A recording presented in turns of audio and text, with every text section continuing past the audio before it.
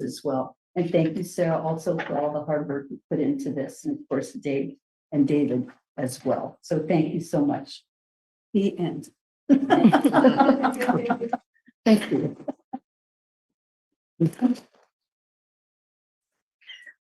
Okay, well, we will proceed with the consent calendar. Are there any items that any board members would like to pull? I would like to pull 2 and 4 from the consent agenda for some questions. Okay. Anyone else?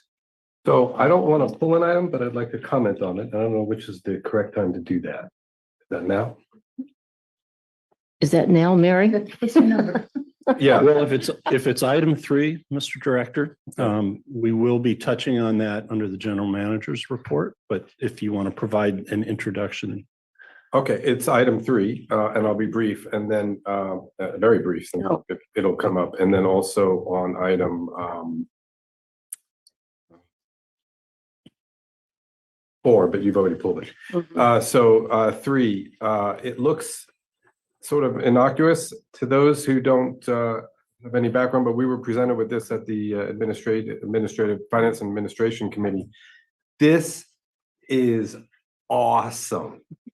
I just want everybody to know in the public, take a close look at that and listen in hard when Director Stoll talks about this item, because I think to me, it's very, very cool.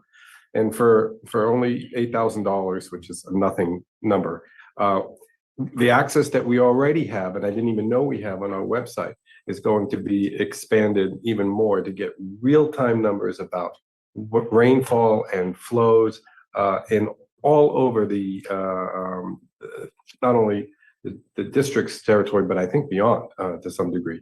And it's very, very exciting. So I hope everybody leans in when Director Stoll talks about that, and that'll be in my comment.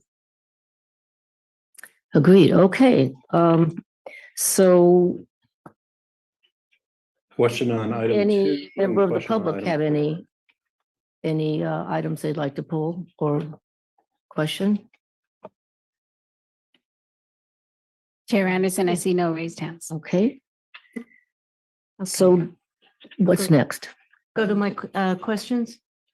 So for Yeah. number 2, item number 2 is Oh, calls on us to rescind resolution we adopted at our last board meeting, and it had to do with Suresh Prasad coming on as, well, waiving the waiting period for Suresh to work as a retired annuitant. So as part of the transition for our CFO. And I gather this, so we're rescinding it because apparently there was a rule that this must have been an oversight. Is that an oversight? That he's, because he's not retirement age under CalPERS rules, we can't waive that? That's precisely correct. And Yeah. so this is a resolution to undo our prior resolution. It's kind of a fix-it ticket. On more than one occasion, we've hired back former district employees as retired annuitants, and you have waived the 180-day waiting period because of special needs. In fact, the same day we did this for Suresh, we did one for Tom Lindbergh to come back and help train a person whose first day was today. So in Suresh Prasad's case, he fell into a very narrow category where he had not yet, if you want to think about it, our plan is 2% at 55. And so 55 is the first age of retirement. And he decided to retire at 53 to be with his bride and move back to. And so that specific action, the fact that he wasn't the full retirement age, put him in a different category. Yeah. And he has a 60-day waiting period before we can hire him, no matter what. Okay, thank you. Yeah, all right, just for confirming that, I surmise that that's what happened. So I'm a CalPERS member, and I've worked as a retired annuitant, and so I've worked with many other retired annuitants at the state level, and I know that CalPERS rules are intricate, and I would just suggest that going forward, we when we're dealing with this kind of situation, retired annuitant, we just check. CalPERS is available to answer questions on all these intricate regulations.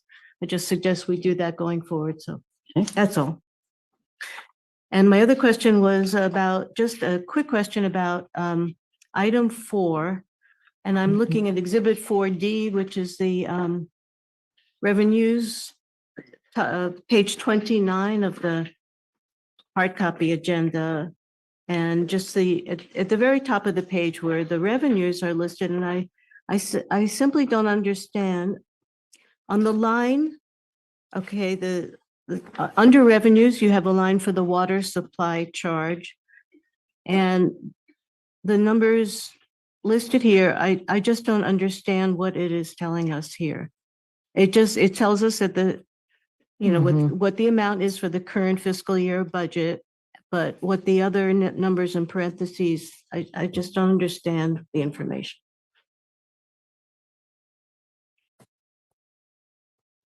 I think we are going to have an Good answer evening, for you. Chair, directors.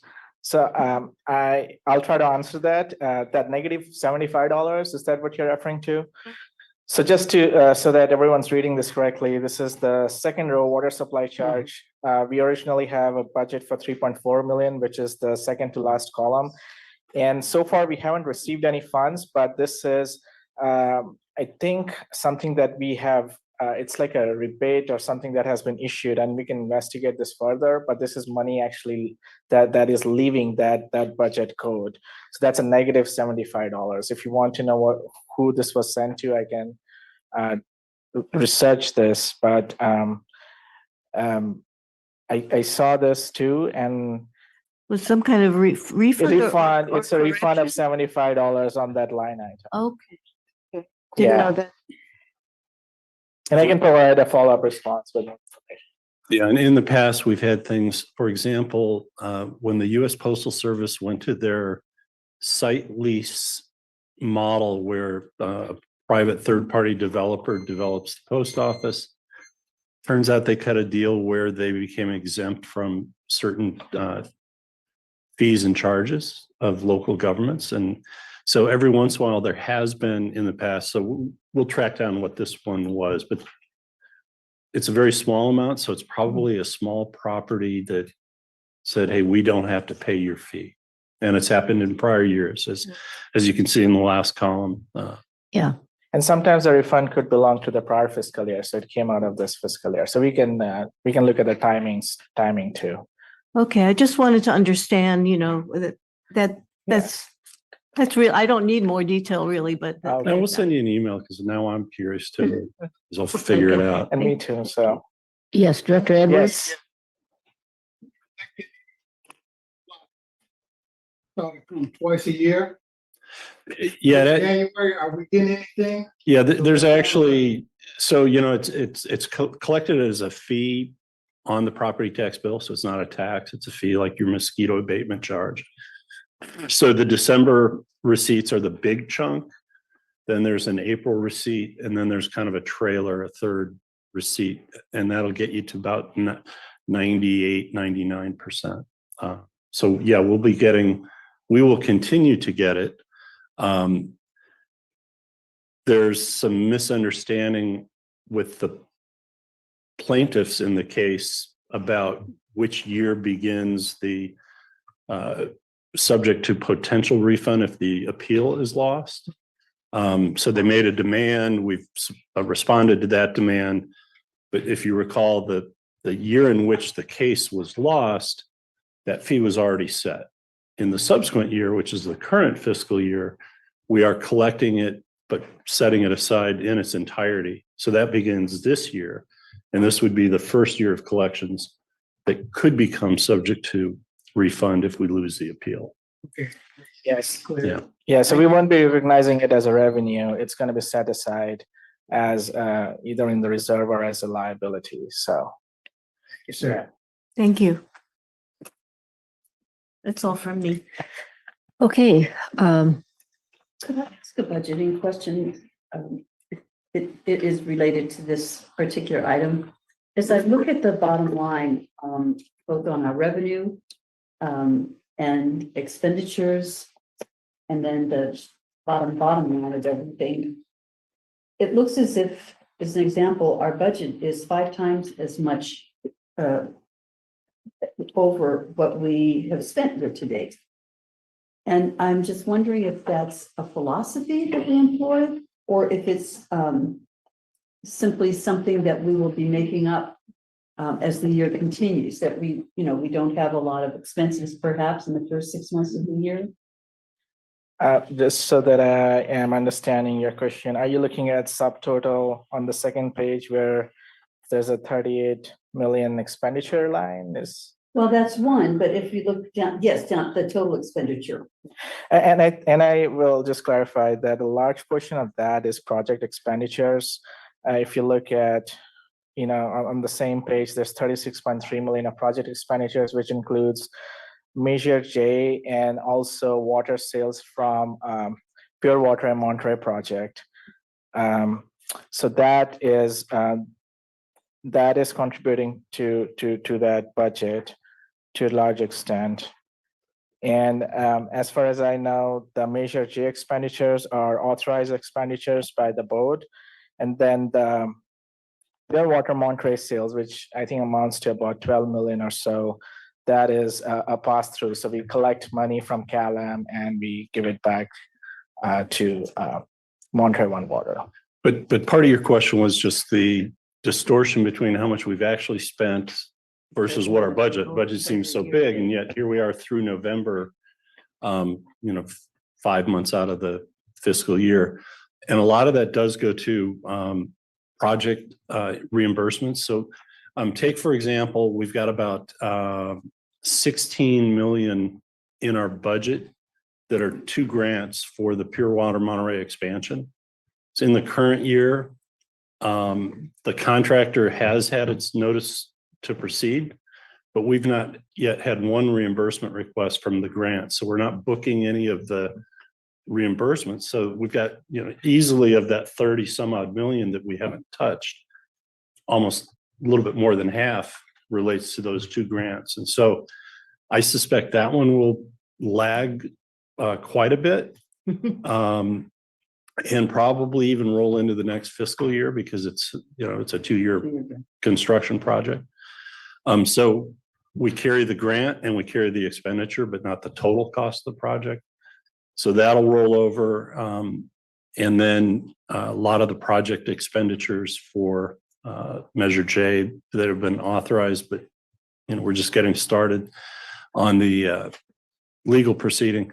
So we're lagging in those, but when you look at it, the expenditures and the revenues match, except for that 3.4 million that we're setting aside from the water supply charge, collecting and not expending. So we've given you a balanced budget that we're just working our way in on, but after 5 months, we just haven't spent a lot. Thank you. Thank you very much. Yeah. Thank you. Madam Chair, you need a motion? Yes. Then I go. Consent calendar. Okay, all those, any questions? All those in favor? Opposed?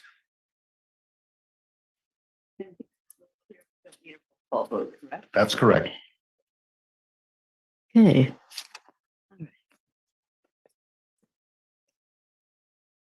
General Manager's report. Thank you. And I think on the segue from Director Eisenhardt's mention of the hydrologic data portal, I want to start with that. I've got 3 kind of introductory presentations before we get into the true item 8. With that, do it. Yeah, so John's going to screen share. So you should know, Mr. Bear asked a question about ASR. We started ASR injection yesterday. The dam spilled and filled back in, I think it was December 21st, right around that time. And so what has to happen is that, the dam has to fill, it starts to spill. You get some rain, the aquifer gets saturated, and then the next rain and the next rain works its way further down the watershed.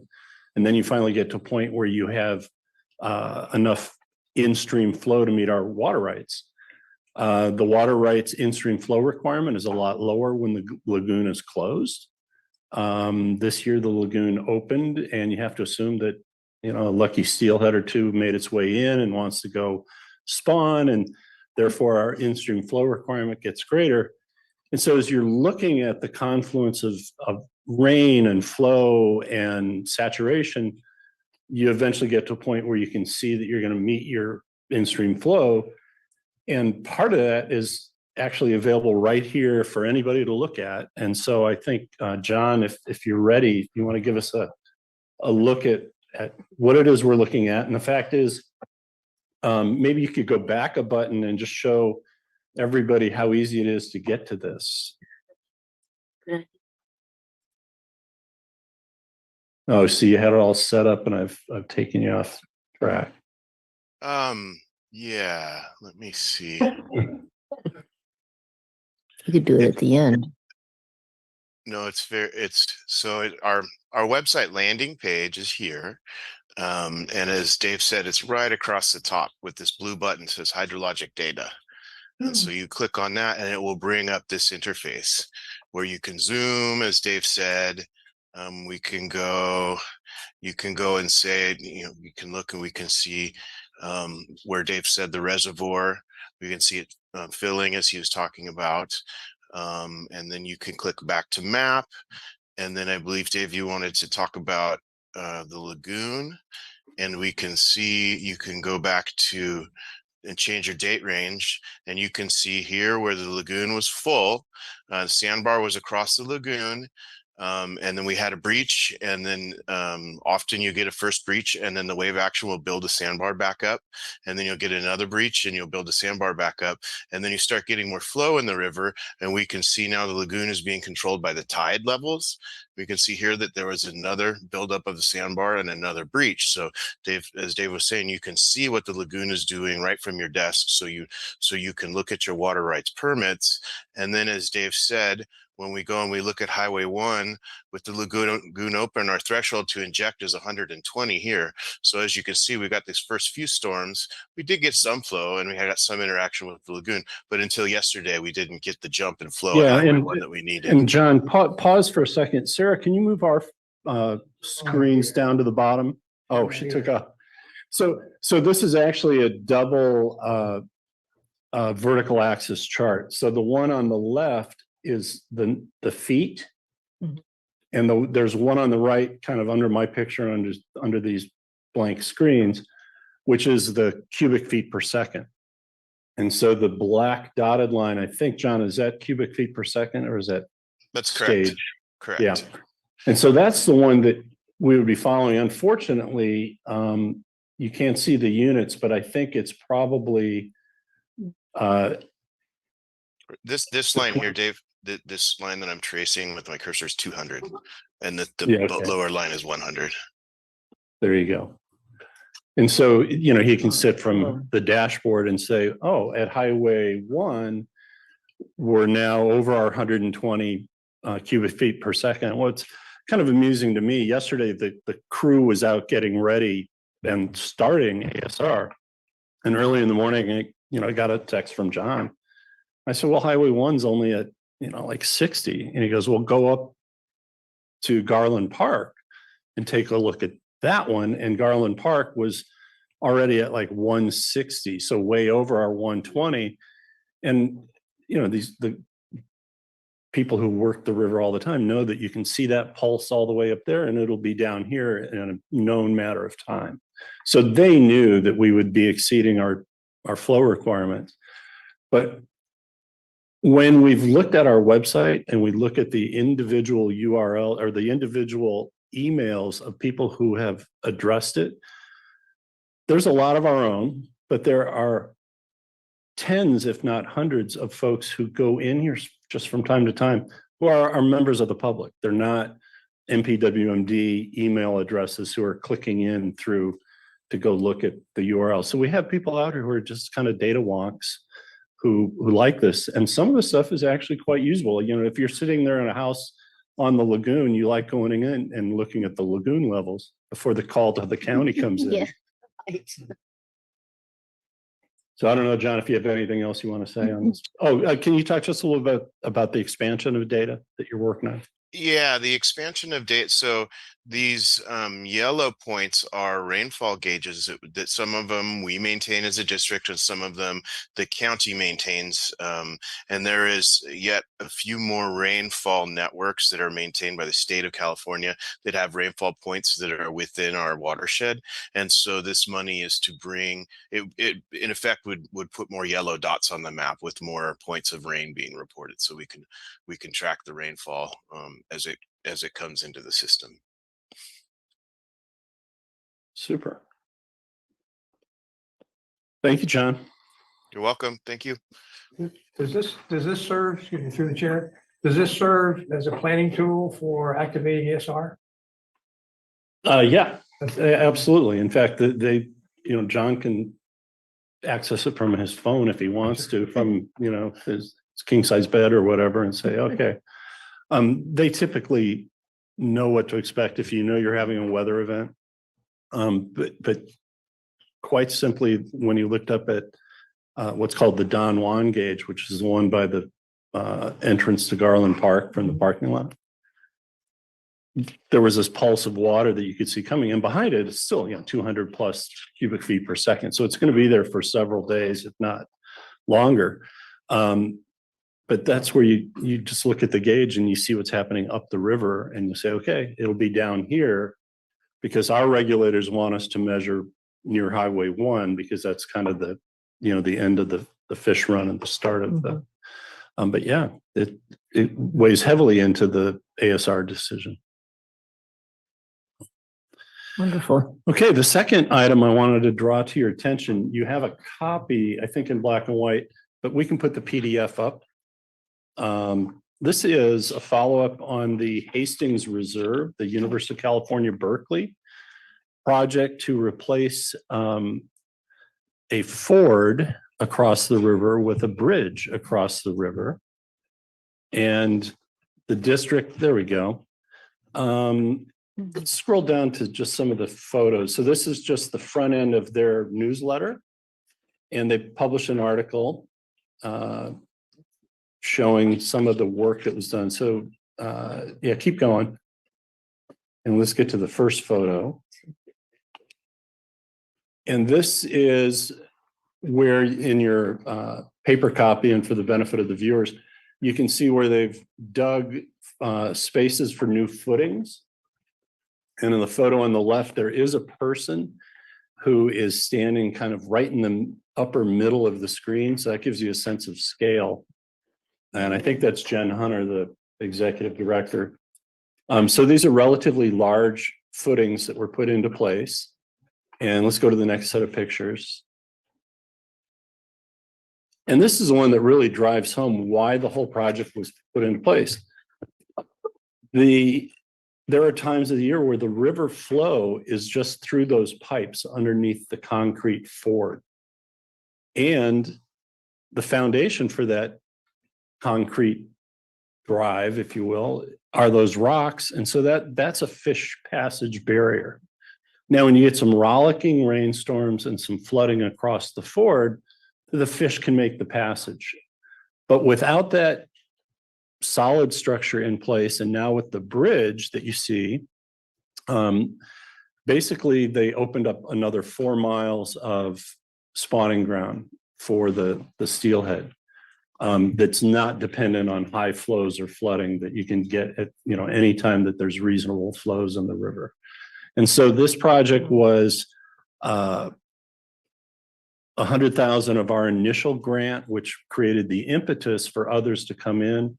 Trout Unlimited provided services. The Resource Conservation RCD, I can't remember what the D stands for. District, thank you, Josh, appreciate it. Resource Conservation District participated. And of course, UC Berkeley gave services in kind. So it was a good partnership. And I think it's a terrific outcome if you're a fish, but it's also a terrific outcome if you're a friend of the fish. And the folks you see on the very right, that's Jen Hunter, the with Hastings and our own Beverly Cheney, who is one of our fisheries biologists. So that's the update on that. We got something for our seed money, and That's wonderful. it's a good project. Yep. The last thing I have is Maureen Hamilton is standing by. Not to make this an all Seaside agenda tonight, we do have two things related to the city of Seaside, and this is one of them. Maureen, are you going to screen share, or is Sarah going to run it? It's up to Sarah. I know she has the presentation. I got it, Maureen. Okay, here we go.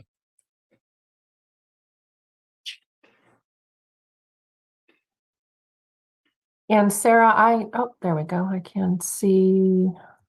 Perfect. Thank you. So I'm here to talk today about the Del Monte Manor Low Impact Development Improvement Project ribbon cutting ceremony that was held in the city of Seaside on January 5th. I apologize, Mayor Oglesby, this will be boring or a little redundant for you. The project grant funding was from the Proposition 1 Integrated Regional Water Management Implementation Round 1 grant. The Department of Water Resources administers Proposition 1 funding for the entire state, and MPWMD administers the local award here in the Monterey Peninsula region. And one note is when the application was put together in 2017, the facility was called the Del Monte Manor. And since then, it's been renamed the Hamilton Ellis Martin, or HEM Plaza. And so if you go looking for Del Monte Manor, you will find it at the HEM Plaza. Next slide, please.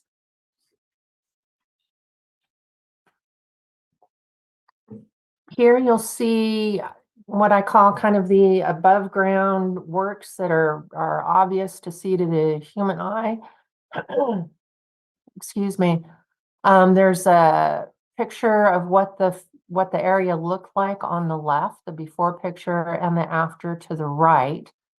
The majority of the work that one can see is the infiltration basin, which you can see in the right-hand photo on the left side of the screen. It has all native plants, and everything that flows in there infiltrates into the Seaside groundwater basin below it. On both photos, on the right-hand side, about halfway up the photo, there's a raised park area. And we'll go into some more details about that on the next slide. But it was nice to be able to allocate a little more space to the kids. And there's educational signage on each end of the infiltration basin. I apologize, there's a typo on the amount. It's actually $579,000 that was awarded. And this project was identified in the first round of the Proposition 1 IRWM funding, which was a disadvantaged community needs assessment. And the state gave out money to say, hey, we really want you to identify your disadvantaged communities, work with the authorities there and understand the needs. And in doing so, we found that the city of Seaside had this project slated, but didn't have any funding for it. So it was a really great match. Next slide, please. So what does this have to do with water? Well, these are the below ground works that do the heavy lifting that got the Proposition 1 grant. The yellow pipe looking structure that you see to the left are actually infiltration chambers.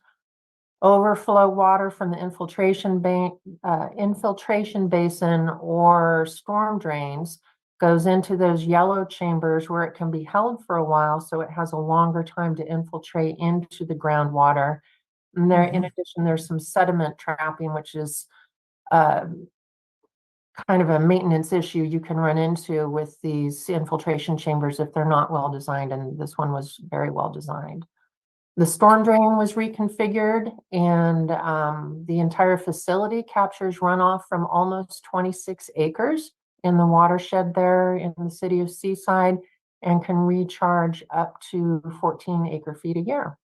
Next slide, please, Sarah. From the ceremony, in the lower right-hand photograph, you can see Mayor Oglesby getting ready to help cut the ribbon. There were multiple city staff and city officials there, as well as HEM officials. You can see on the upper left-hand photo, City Manager Fontes, Mayor Pro Tem Pacheco, and council members Burke and Miller are flanking Mayor Oglesby. One of my favorite quotes from the speeches that were given that morning was from Daryl Choates, who is the HEM Plaza Board President, who said previous to the 41 million that they had put into the facility, and then what looks above ground to be landscaping, all of that work, they used to, prior to that work, they used to refer to the park as a project. They called it the projects. And now they're calling it the estates, which is a really wonderful for Section 8 housing. And it was really a privilege to play a very small role in such a great project. Are there any questions? Well, thank you, Maureen. And the district's role, of course, is coordinating the local agencies, and we act as both the grant administrator here as well as the interface with the Department of Water Resources at the state. So sometimes we get money, but not for ourselves, but for our partners. Looks like a wonderful project. I'm wondering if do you have any of those infiltration, like those big yellow tanks anywhere else here, or is that new used in Seaside? I don't know whether Seaside has the same infrastructure installed, but I do know that they, as well as the city of Monterey in the wharf parking lot, have infiltration chambers there to capture the stormwater, slow it down, not discharge it untreated into the marine sanctuary, but let it percolate back into the groundwater basin. Great. It's good to see. Thank you. Thanks, Maureen. Okay, turning attention now to item 8. We're still very early in the water year, but there are a couple of things to highlight, I think, at this point in time.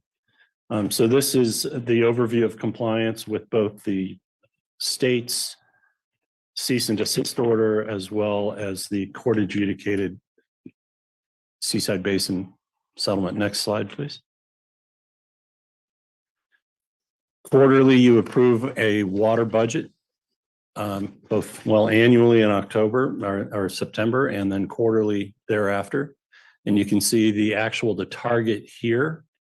One of the things I'll highlight in a second is, well, it's been a little more focused on the Carmel River than last year at this point in time, but we are under the total by 282 acre feet. So ahead of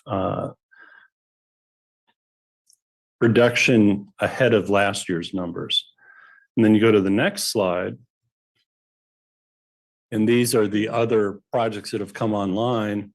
You can see, for example, Sand City desal in the month picked up another 17 acre feet, Pure Water Monterey Recovery, another 393. Oh, back one slide, Sarah. And the difference here is kind of the opposite. We're actually 186 acre feet behind last year. So 282 ahead of pumping from the river and the Seaside Basin, 186 behind in the other sources. And that's the approximate number that you'll see on the next chart, which is the production for customer service and through 3 months of the year. So next one's Sarah, thank you. We're at 2,199 versus last year, 2,107. And so that difference is the irrigation needs and some of the things that we had so much rain in January last year that we haven't quite matched this year. But it's also referencing there's more water that's been taken in this first quarter from the river and from the Seaside Basin, which may address one of Mr. Bear's comments about, did we learn any lessons from last year? We won't really know until we get through the year, but we did have a meeting with California American to talk about well status, well rehabilitation, well replacement, which wells are in, which wells are out. So hopefully the difficulties we had with constraints in the valley will be fewer this year than affected us during ASR last year. The next chart should be rainfall. You can see in each of the first 3 months, the blue line, that's actual, the maroon line is a long-term average. So we are behind, but we're by no means in a dry year. We've had just over 5 inches, which is 74% of long-term average. So, it's not, I would say there's a high likelihood that we'll catch up to last year. We've still got all of February.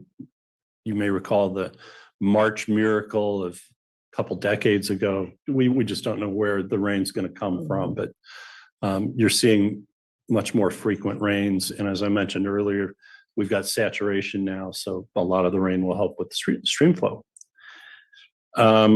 We are about 1 3/4 inches below the long-term average, so kind of hard to tell from the chart.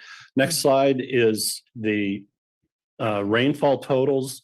Blue bars are daily. The red line is cumulative. And so where we would like to be if we were at the long-term average at the end of January will be about 11.2 inches. And we're currently at 7.5. So we're not through January. It's supposed to rain again. And but we are below by 4 inches where we'd like to be at the end of January. We shall see. And then what really shows the next chart is stream flow. And you can see the blue bars are significantly below the maroon bars. So it's taken a while to really get the unimpaired stream flow down the river and measurable. And so we're only at 23% of long-term average with stream flow. But, I think we're looking pretty good.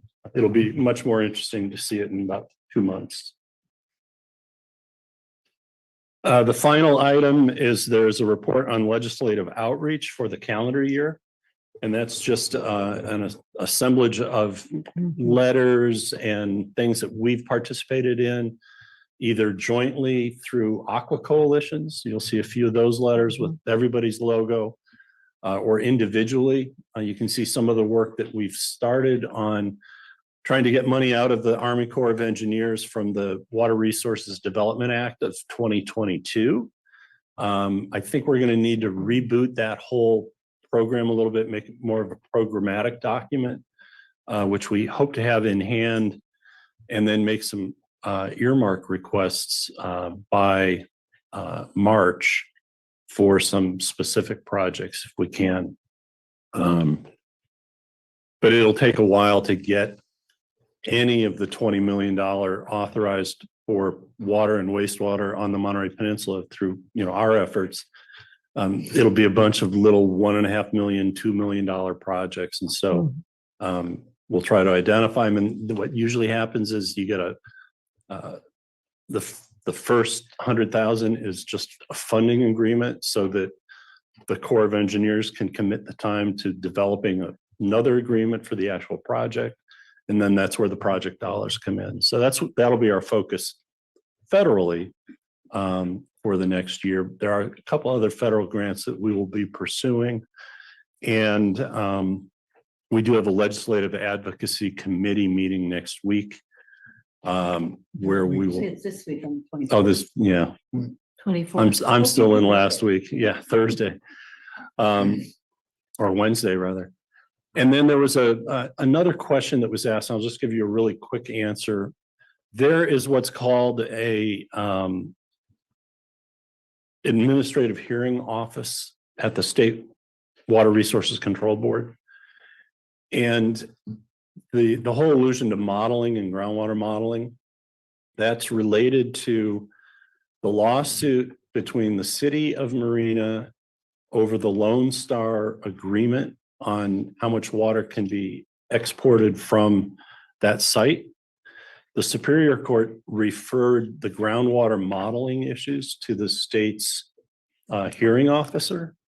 The state hearing officer basically instructed both parties, Marina joined by Marina Coast and Cal-Am, to make all of their modeling available and subject to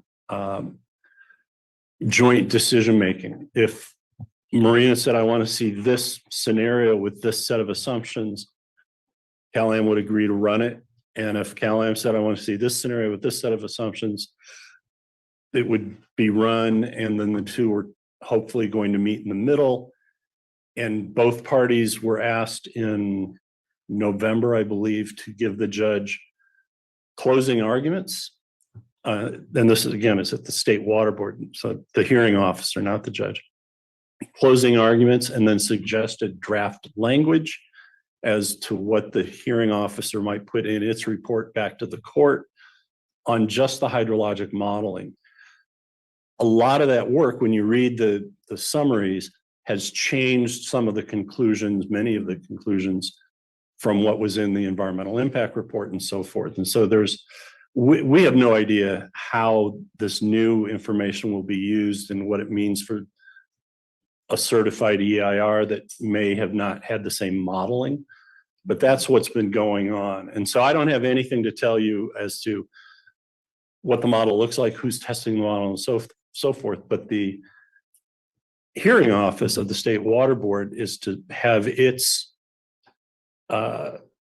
draft conclusions together and then ship it back to the court shortly. So we'll get to see what all that is. So that's what you were hearing in reference to that. This process has been going on. And so they had a hearing scheduled for today that I went to get on, and my Zoom data didn't work, and I found out it got canceled because the judge or the hearing office said, we've got all the information we need. We're going to write our report. Don't need to hear from you. So that means it must be forthcoming. And that concludes my report. We have a question? Yes, Dave, from the outreach point of view, I know the IRWM process is one that I respect. I always like to call attention to it. I know this is part of it. I see in the legislative side of it, you're talking about Roberts Lake, you're talking about El Estero. I'm just hoping somewhere in the outreach, and you'll probably say, we've already done that, George. Where were you? Why didn't I see it? I don't know, say, put it in the outreach program somehow. Yep. And you may have seen Christian Banderas of KSBW wrote a little article about Lake El Estero that then got picked up by the Herald. So that was covered. He had called us looking for information. Poor Maureen was out sick, so I couldn't give her up. So we gave up the public works person from the city of Monterey. That's how that got there. Trying to, blow the collective horn. So we hear you. Yeah, good. Thanks. Yeah. That was well done. So we're ready for the report from District Council. Thank you and good evening. Thank you. Update on pending litigation. There are 2 items of pending litigation that were discussed in closed session. I'll start there. The a report was given on the district's lawsuit against LAFCO. The time period for which an appeal could be filed in that case has not yet run. That will run in February, and until a decision is made as to whether or not it will be appealed, there's no further action that is reportable. On the next item is the lawsuit of the district against Cal-Am seeking to acquire Cal-Am's water distribution system. 2 items of status. Cal-Am has yet to file a responsive pleading. The district's filing was in December. Cal-Am does have through the end of this month and a few days into February, I believe February 9th, to file a responsive pleading. And then that will frame how and where the case goes from there. There was a judge assigned by the court to handle this matter, and that was Judge Panetta. The district did file a challenge to Judge Panetta under CCP 170.6. And so a new judge has been assigned, and that is Judge Wills, who is the assigned judge for the moment. We'll see what happens and if he continues to be the assigned judge, but that's the status of that report. The other item that we have pending is CalAm's water purchase proceeding. That's before the Public Utilities Commission. Actively at this moment is phase 2 of that proceeding, and that's where the commission is to review the CalAm's water demand and projections and water supply projections. The supplemental testimony was required to be filed and submitted, not filed, submitted today. And you each have on your set of materials the supplemental direct testimony of Mr. Stolt that was served upon all parties this afternoon. And then his testimony is a matter of public information, and it does review the district's perspective of the issues of demand and supply. The other parties' rebuttal supplemental direct testimony was also filed today. So that came in and continues to come in. Submitted. Have not been reviewed yet. There is an opportunity for all parties then to file rebuttal testimony. That's the next step. Rebuttal testimony is due to be filed by February 20th. So once those sets of testimony are available, then the witnesses need to be made available for cross-examination, and that's a live hearing. That is cross-examination in phase 2. Again, the supply and demand issue that has been set beginning March 3rd through the 15th. And that will be a Zoom proceeding or another format of that. Thereafter, the matter will be taken under submission and subject to briefing. The opening brief from all parties is April 15th, and reply briefs will be May 6th. Thereafter, the matter will go to the ALJ for decision-making and for recommendation to the commission as a whole. So I recommend to you a enjoyable review of Mr. Stoltz's supplemental direct testimony. That concludes my report at this point. Thank you.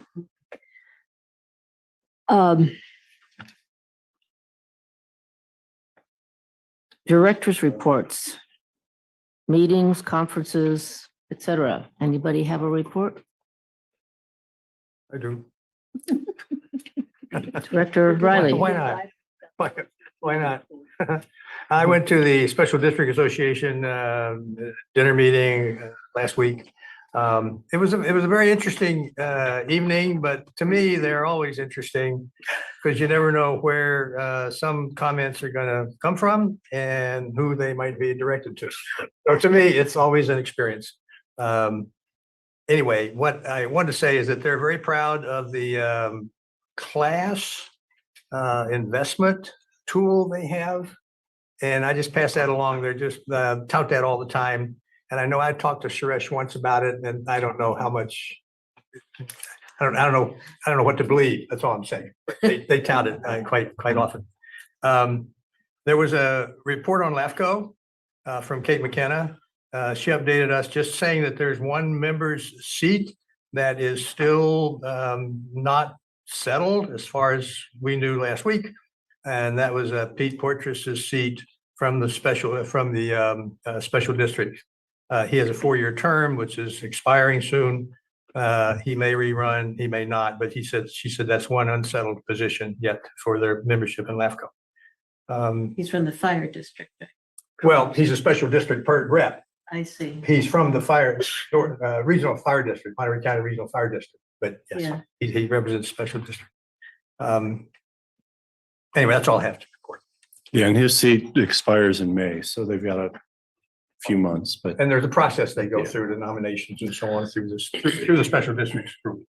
This item is going to come up tomorrow at the Board of Supervisors, and there will be a discussion about revising the process that's been used in the past to something that's a bit more process oriented, rather than just, well, let's give it to him. So it's going to be a lot more, I think it's going to be a better circumstance. Glad to hear that. Yeah. That's very much good. more, appropriate, I think. Very good. Mhm. We didn't hear about the food. Then good. Always too much. Thank you, Madam Dr. Chair. Edwards. I attended the Water Master meeting earlier this month. Director Oglesby has been reelected as chair over there. That's a good thing. Also, Judge Wills will be taking over the judge of the Water Master. So we had a judge before, it's down here now. So Judge will be taking care of that. I think that's all I got. Thank you. Thank you. All right, we are at, well, are there any comments from the public about any of this material that we've just discussed? Chair Anderson, I see no raised hands. So we're at item 12, the reading of ordinance 194. And we have Stephanie to talk to us. Yes, Madam Chair, members of the board. This evening, you are considering the first reading of ordinance number 194, which amends Rule 11 definitions and adds Rule 23.10 to establish a water entitlement for the city of Seaside.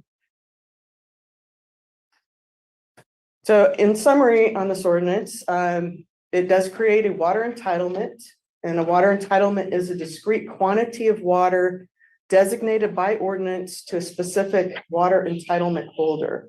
And throughout this presentation, as well as in the staff report, if you see capitalized terms, they are defined in Rule 11. So when you see this up here, you can check that out later if you'd like to. The entitlement is based on a temporary assignment of Seaside's banked water credits from its in lieu groundwater storage program. And the city of Seaside has a water right that covers both the municipal system and water that was used for irrigation of the Seaside's 2 golf courses that they've switched over to using recycled water in place of the water right. And so they're banking what's considered a water credit. And this program is recognized by the Seaside Water Master. So the ordinance establishes a water entitlement of 13 acre feet annually. And of that 13 acre feet, that's production.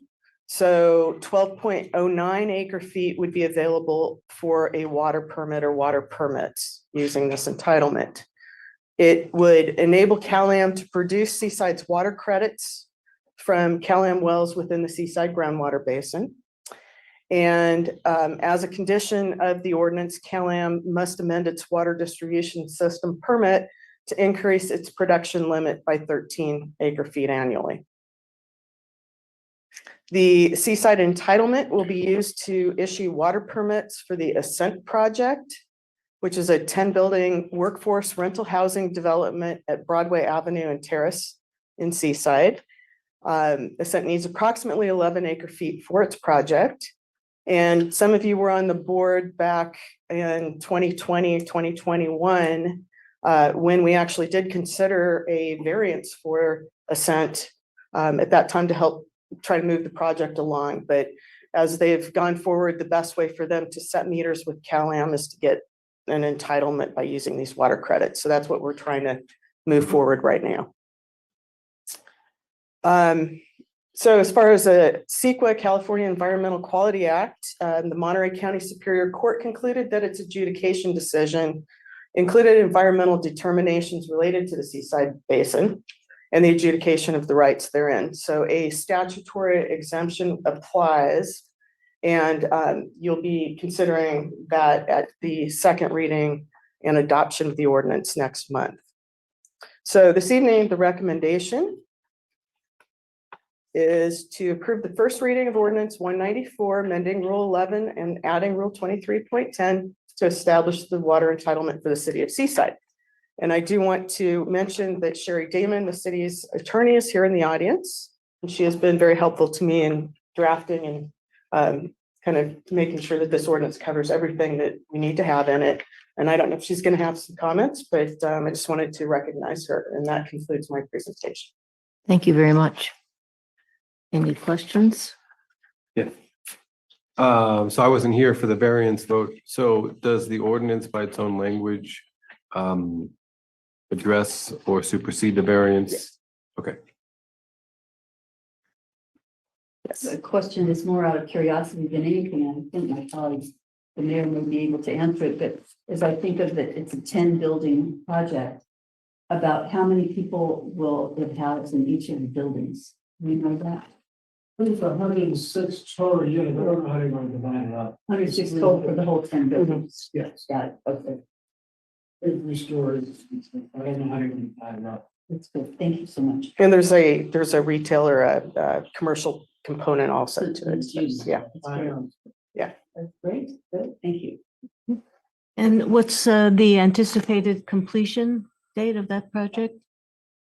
No, I don't have that with me right now. Okay. Maybe. Yeah, our city they're attorney can going answer right some of those now, questions. so Oh. they're under grading and Yeah, we actually issued them a hydrant meter for the grading, kind of ahead of this. our normal process, just to keep things going. Director Edwards? Yes. You said that Calum have to amend the water. How long? When is it due? Cause I know Yes. next month we got second reading on this. It'll come with the second reading. You come, okay. Yeah. Let's make sure we record so we can get it all February 9th. done. Thank you. Hope so. And it's relatively straightforward. The board has approved them before. Typically, when you take Chomp, for example, when we establish a wheeling agreement or front loading agreement, it increased the source of supply to Cal-Am. And so we just recognize that increase in the source of supply. So it'll be a pretty straightforward amendment. Yeah. And if I may, I mean, there's accrued credits in this amount, or roughly. Yes, there's I mean, a different kind of credit than what we normally deal with. Understood, but I'm trying to understand, I mean, because I'm not seeing it, what, if any, stakeholder, what stakeholder objections would there be to this ordinance? I can't really see any. Is there anybody? Well, we have not heard anything. Yeah. It's a good project. We've been trying to get it going from the water side. So yeah, I can't imagine. Even go, Public hearing, I guess we'll find out. But up until, I mean, going back to the variance, there were no objections at that time. No. from stakeholders. No, I think it's a project people support. Thank you very much.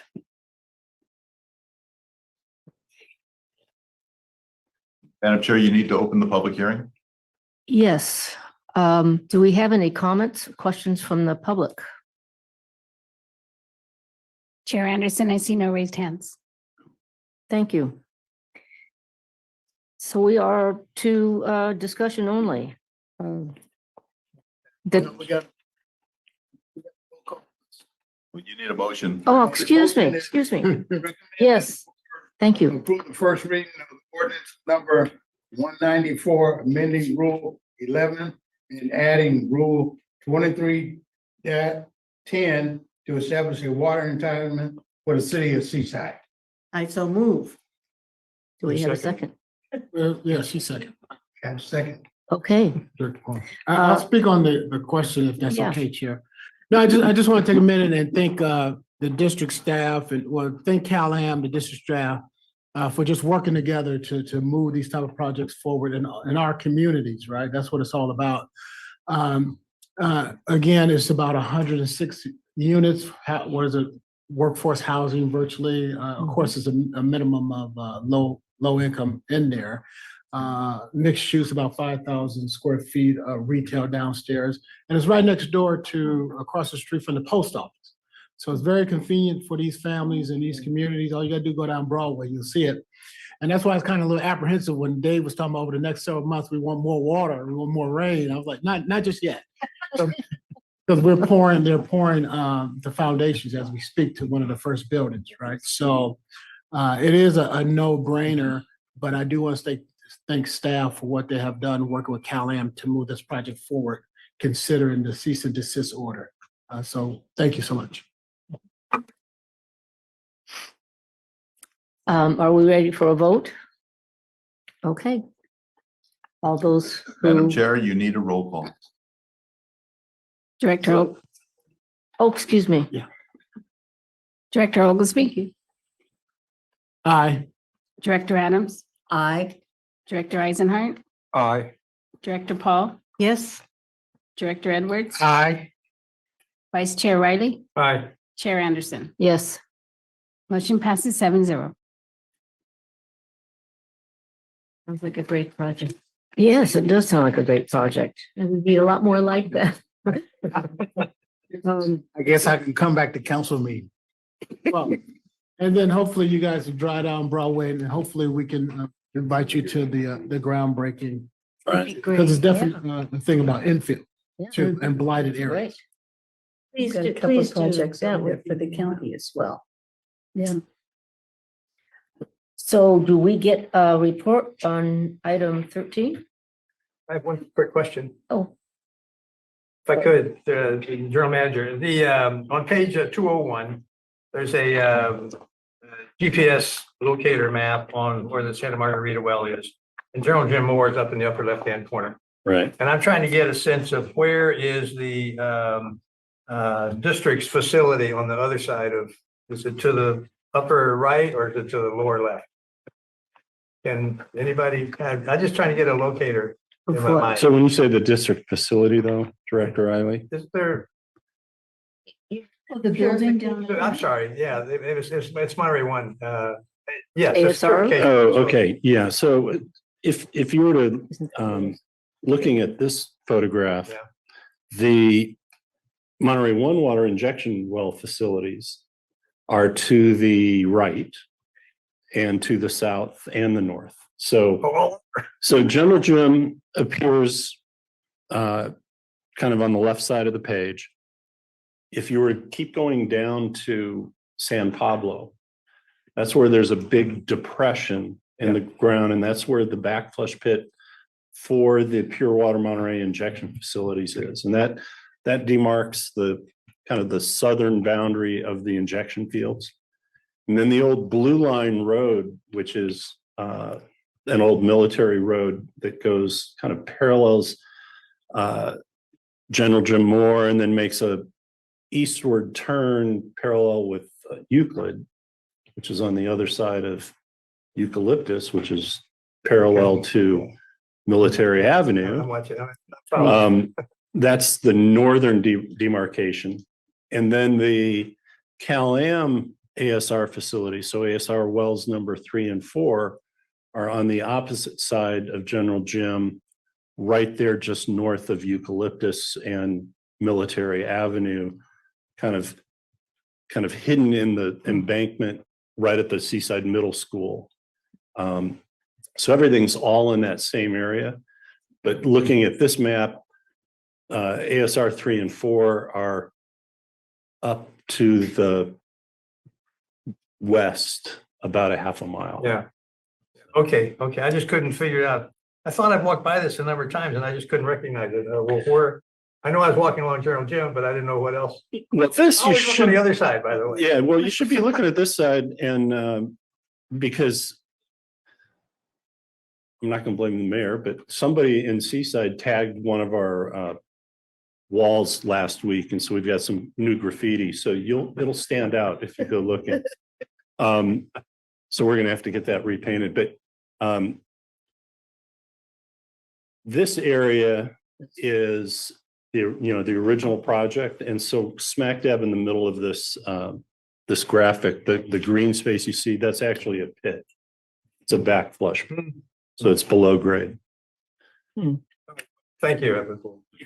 And the reason it's crooked is the utility lines, the high voltage transmission lines follow that diagonal kind of across the way. So we're underneath the the transmission lines. That's the evidence of the. That's right in here and just Yeah. very faint. Yeah, Yeah.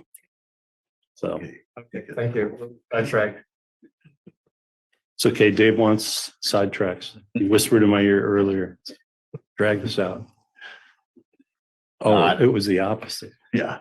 So this item has come to us just kind of due to the creative thinking of the Water Resources Division here at the Water Management District. Kind of in the aftermath of last year's extremely wet year and all the constraints that we've had, the team said, well, why don't we locate a new injection well inside the existing footprint and make ASR 1, 2, and 5 accessible under the district's program for injection. And that would allow us to forego the need for ASR 3 and 4, which we've foregone. We forewent them last year. We've foregone them this year, and highly likely that we won't have them as injection wells for 2 more years or longer, because the permission to use ASR well number 4 as a production well came with some baggage, not the least of which is it will no longer function as an injection well in the current configuration. And the permit by the Division of Drinking Water envisioned that it would not be an injection well without some form of backflow protection that was not installed. So it's plumbed together with ASR well number 3. They're going to kind of serve as a pair that as long as one of those is in the production mode, they're both out of service as injection mode. So if you remember all of our discussion last year about why didn't we get everything we could have for ASR, there were constraints on that end, and there's constraints in the Carmel Valley.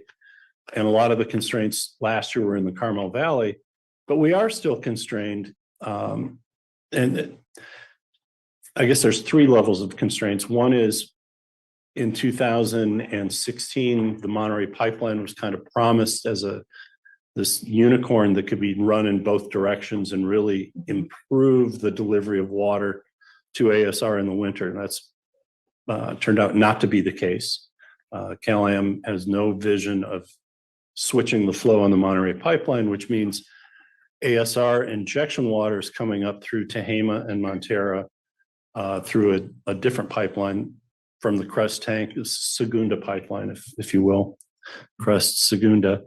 And it's got a smaller diameter and a limit. But if we had all of the injection capacity, we could do about 18 acre feet. But without ASR wells 3 and 4, our total capacity is about 13.3. And so this would bring us back to being able to do 17, 18 acre feet, but not every year because ASR is rain dependent. So you'd be making, and I think there's a little padding in the work that Maureen's done on the budget. But you used to be able to build an ASR well for $2.5–3 million, and now you're looking at this budget of over $6 million. But if it's something that you wanted us to pursue, we're just looking for general direction now. We would make it a project. We would put it in the budget. Maybe even put preliminary basis of design BOD that you see in there in soft costs in the mid-year budget and try to get started on it or speccing it out. At each level of design, you can get better construction cost numbers based on the materials and the then current environment. So, we would obviously be improving on the budget, but you have to want to scope it as a project first. And so if that's something that you have an interest in, we would just take it under general direction to.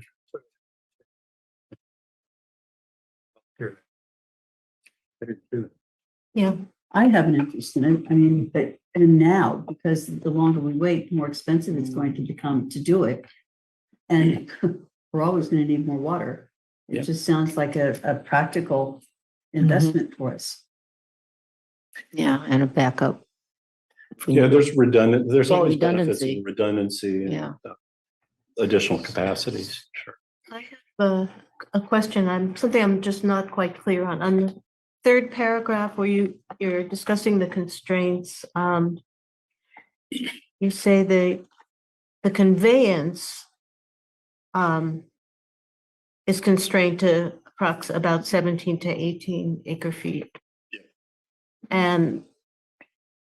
But if we had the 3 wells, the injection capacity would be about 20. So would that constraint, the conveyance constraint remain? Yes, okay, Yep. so we would achieve at best 17 to 18, right? Well, I share the other board members' interest, but I would want to have some idea how, overall, how many days per year we would actually be able to use this. I mean, it's, as you say, it has value as redundancy in case something happens to one of the other wells. Yep. Or they have to go down for maintenance or something. And I guess so basically a cost benefit assessment, I think, would be good to have. And I hope it's positive. But I think we should have it. Agreed.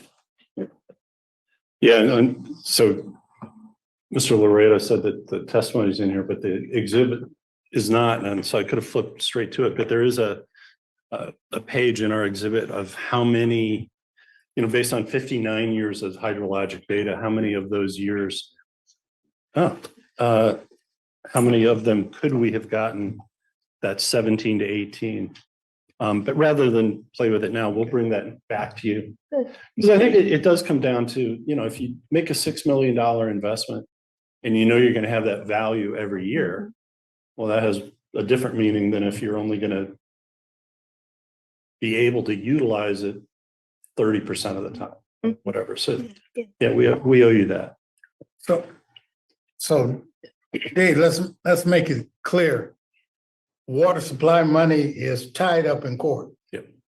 How will we do this? Yeah.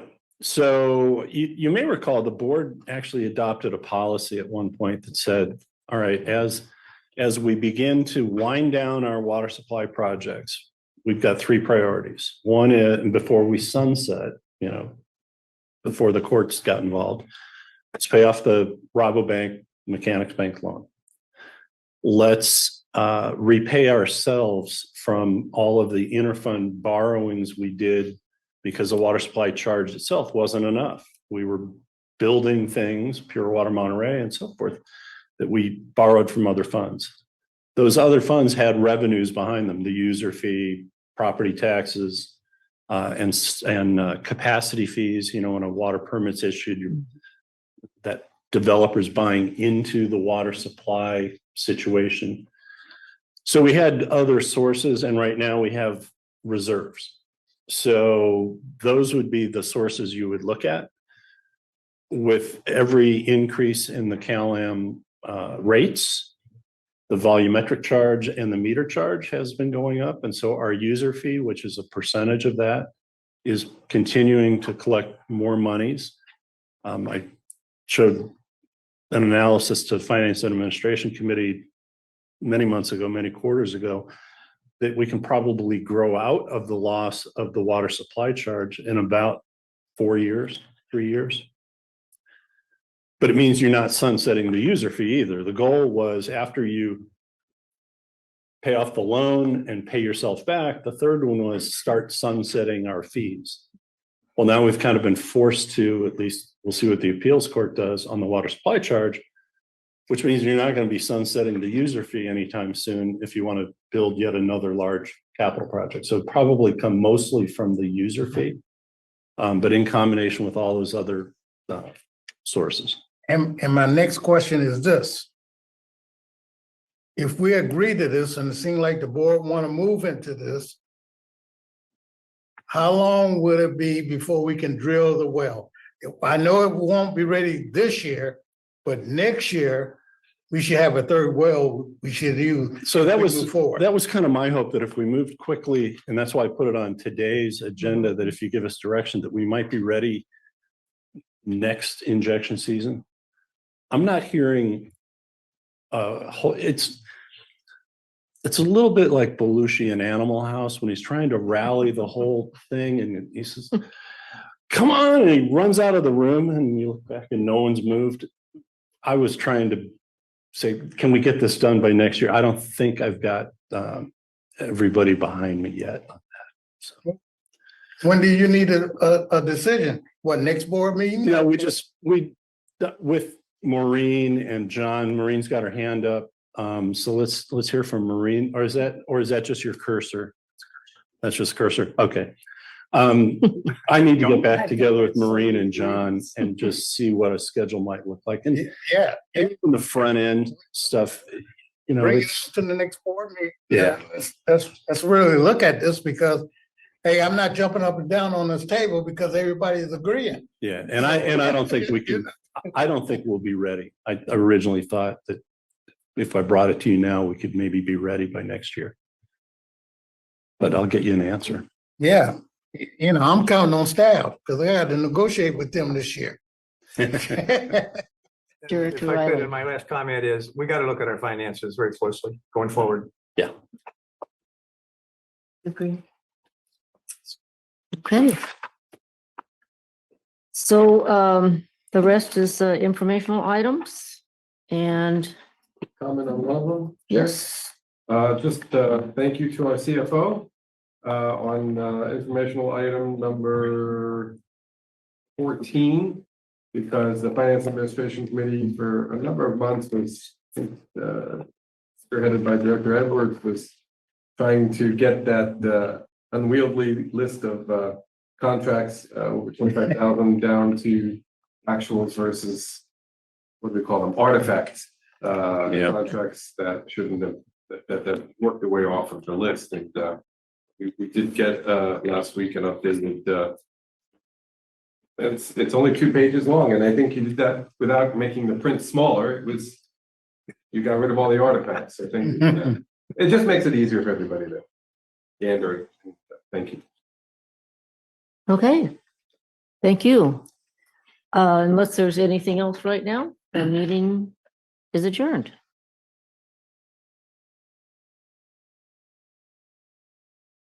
Reconvene to closed session. The public meeting is closed.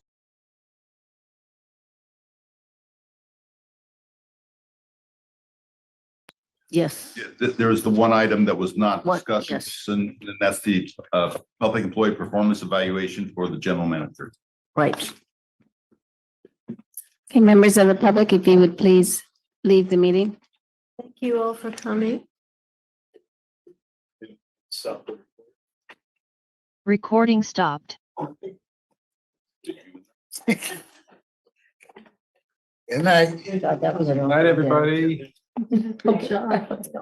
Madam Chair, Oh, yeah.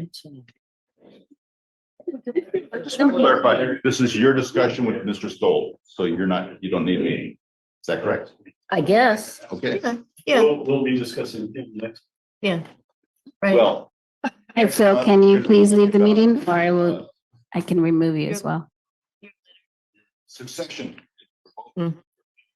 Yeah, so this is performance evaluation. Succession planning is a different topic.